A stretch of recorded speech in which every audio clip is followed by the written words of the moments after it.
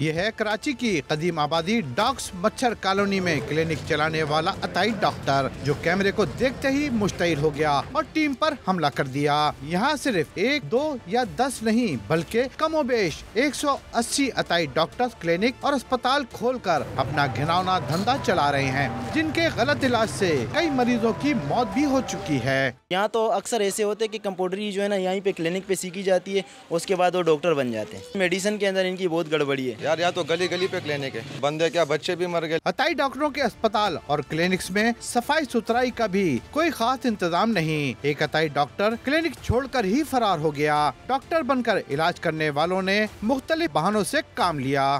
نہیں، یہ تو ابھی سے توڑا تھا، یہ تو شروع سے مطلب میں نے تو 3-4 مہینے لیا تھا، پھر یہ پہلے سے ہی کلینک تھا۔